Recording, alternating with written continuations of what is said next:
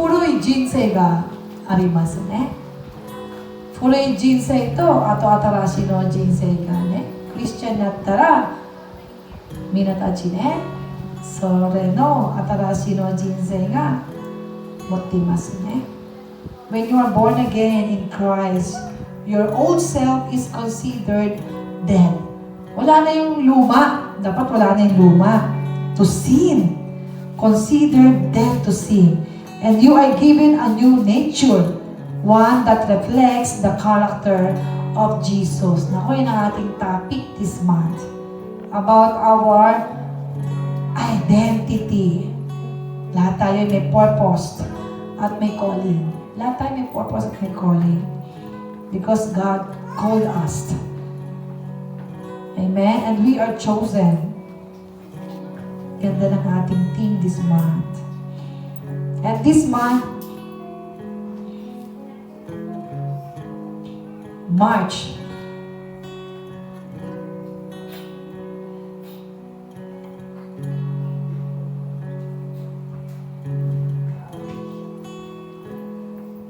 so let us continue our being who we are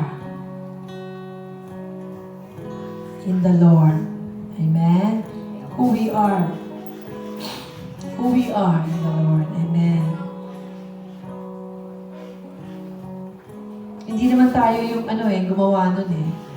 Sabi nga, you are not who you are in Christ because of the things you have done. Hindi naman yung ginawa mo.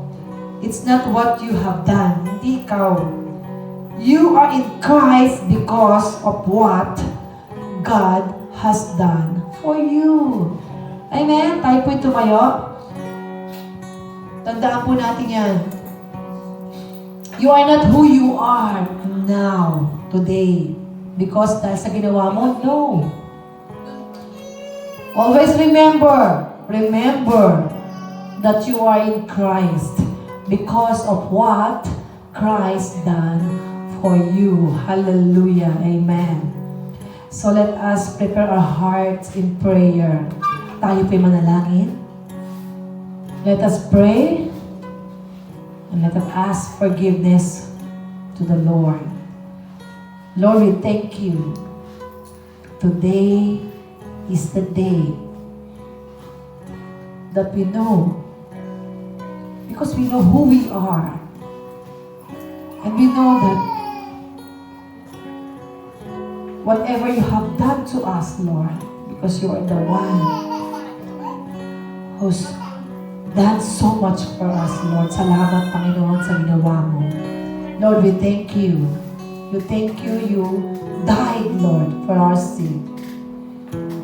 We pray, Lord, that you will use us, O God, almightily, for our calling, Lord, serving you, O God, wherever we are. Lord, gusto namin, Lord, na maglingkod sa iyo. Gusto namin magawa namin, Lord, yung kailangan namin gawin para sa iyo. Lord, speak to us. Lord, sa aming worship, sa aming praise, yung aming gagawin this afternoon, O God, we want to offer it to you. We want to dedicate to you, Lord, everything. Because we want to be thankful of what you have done in us.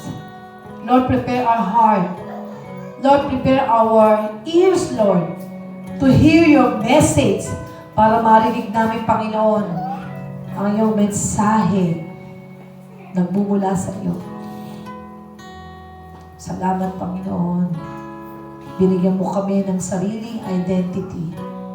Binigyan mo kami, Lord, ng sarili. Kung sino kami sa harapan mo. Kung sino kami, Panginoon, ngayon ay because for who you are.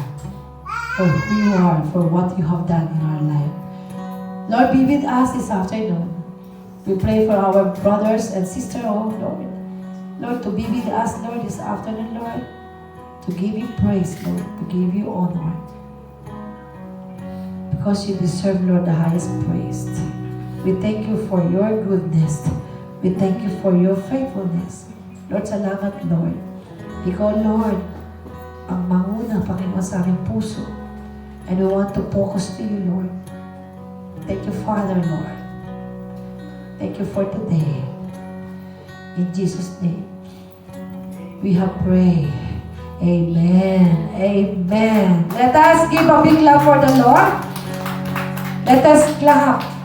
Amen. Amen. Praise God. Pwede po tayo dito sa unahan para we can freely and comfortable to worship the Lord. Amen.